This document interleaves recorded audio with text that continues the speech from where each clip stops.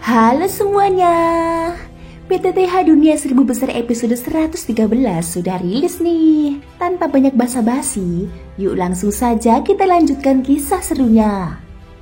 Di episode sebelumnya, Xiaoyan menghadapi pertarungan hidup dan mati melawan seorang Dodi bintang 8 puncak yang mengincar api suci dalam tubuh Mu Yingying.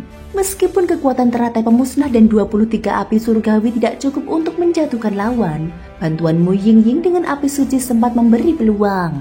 Namun, demi melindunginya, Xiaoyan rela berkorban, mengusir Mu Yingying keluar dari formasi. Kini Xiaoyan harus bertahan seorang diri. Dengan tubuh yang terluka parah, dia hanya mengandalkan kartu truf terakhir, simbol pemakan jiwa yang dipadukan dengan seluruh kekuatannya. Pertarungan antara naga api dari serangan pamungkas Xiaoyan melawan tengkorak raksasa penuh ki iblis pun menjadi penentu hidup dan matinya. Suara raungan keras menggema.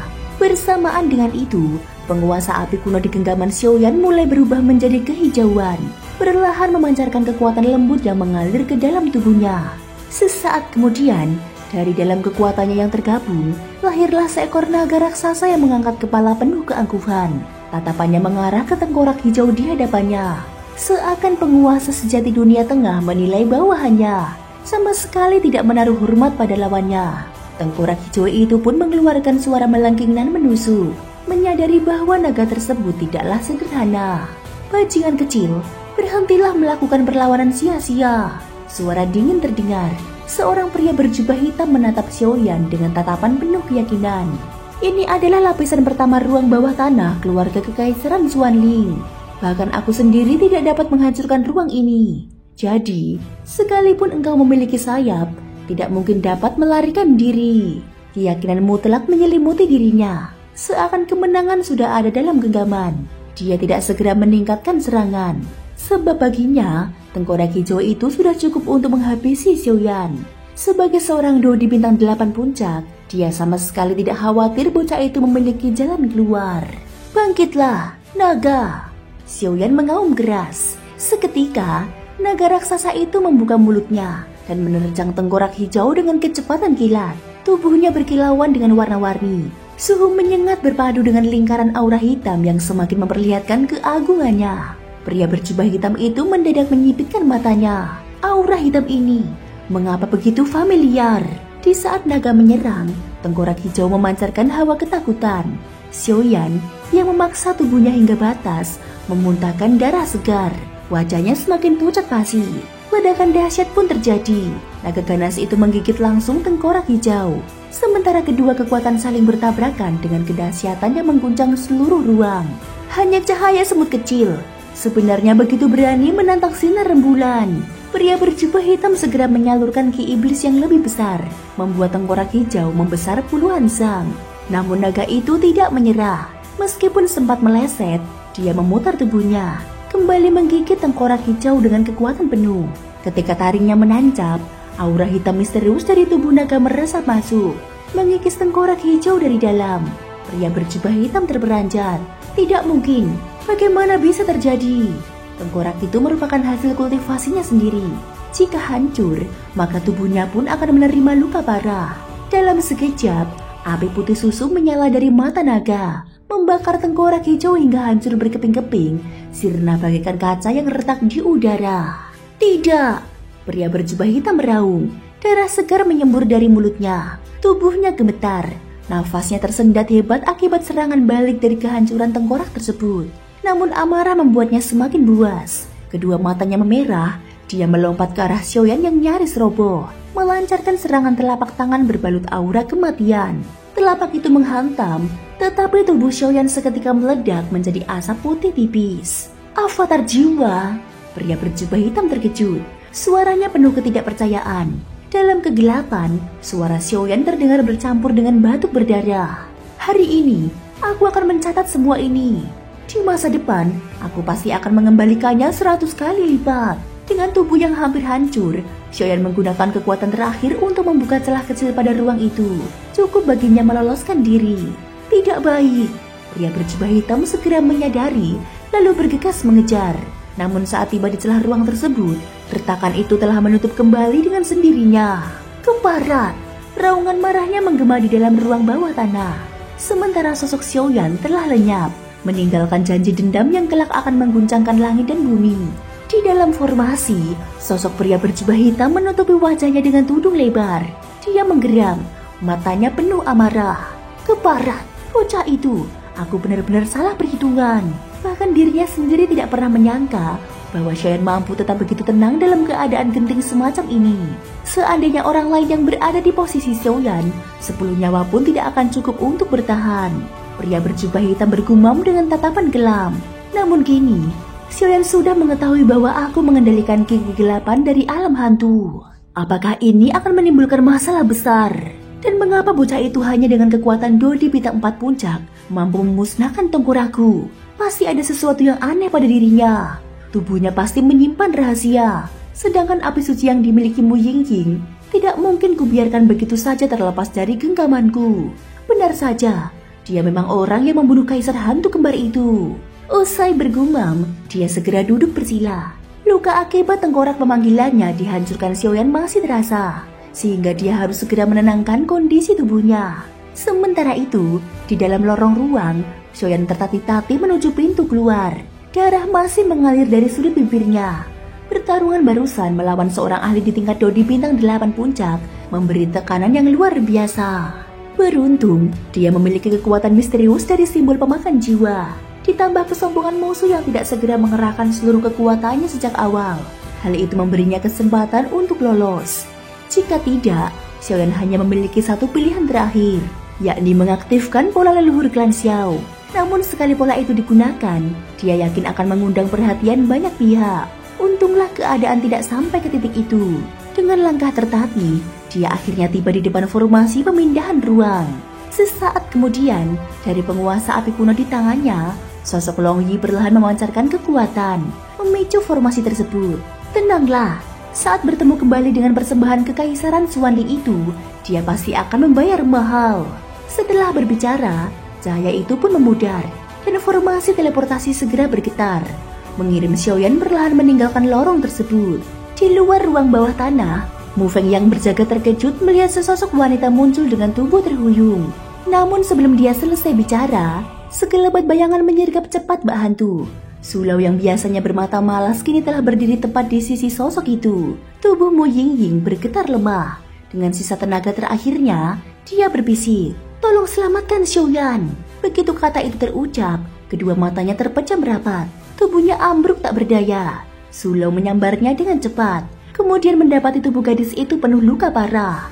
Dia segera melepaskan aliran energi yang lembut untuk menenangkan kondisi Mu Yingying. Tatapannya lalu menyapu ke arah Mu Feng. "Jaga dia baik-baik." Selesai berkata, aura Sulau langsung meledak.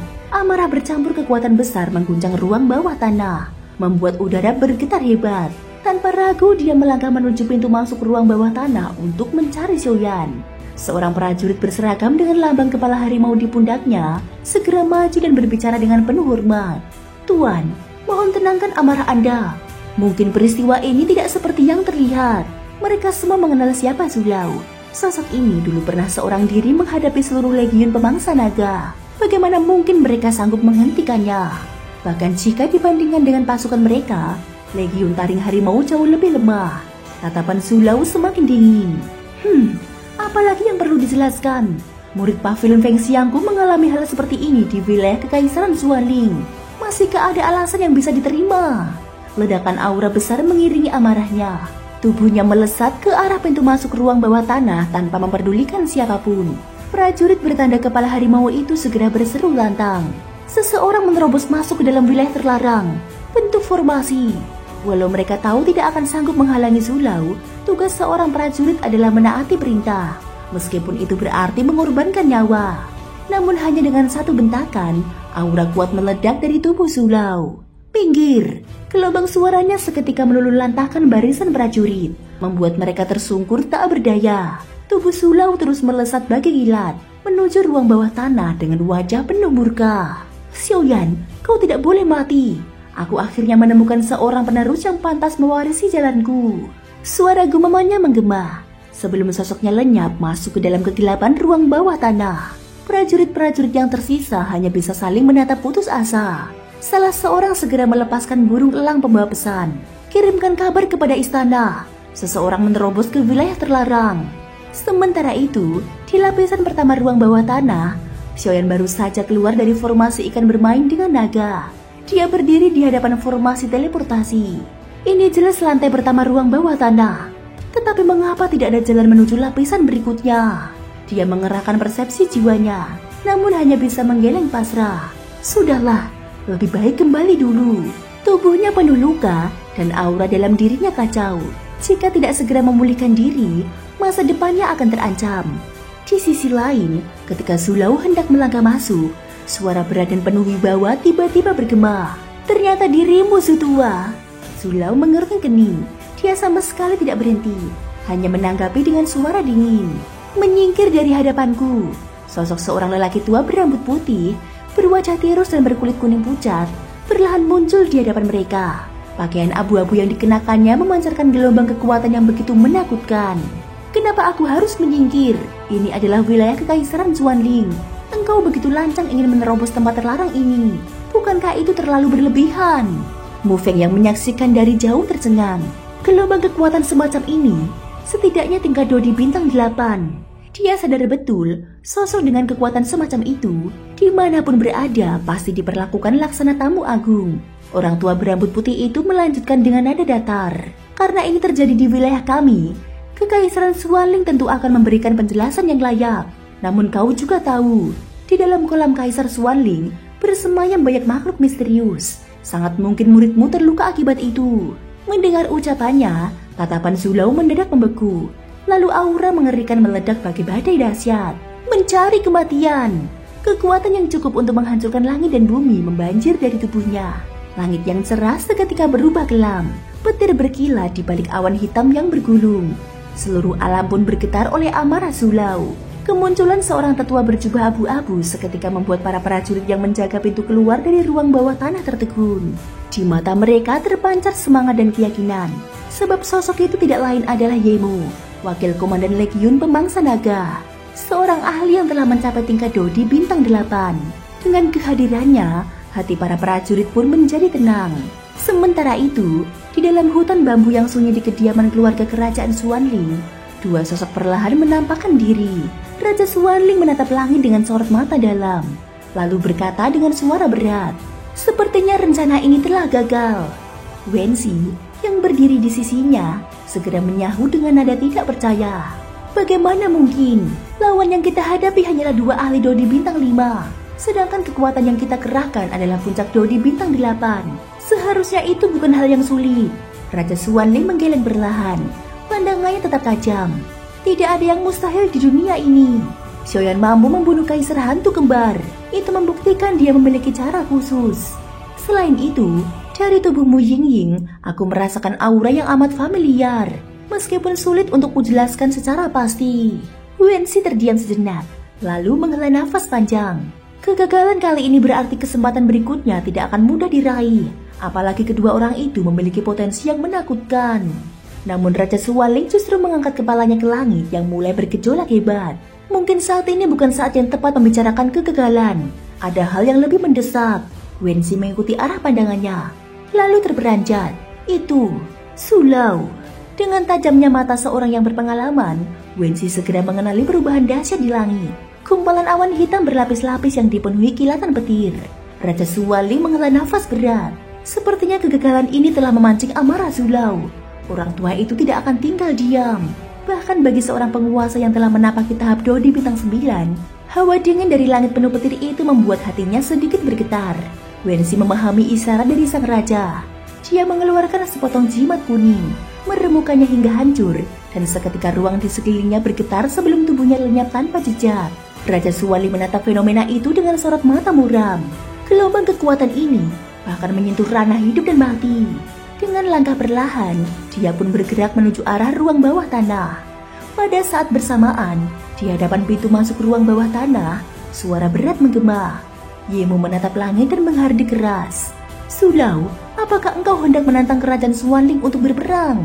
Dari balik gumpalan awan petir, sosok Zulau muncul, berdiri tegak di udara.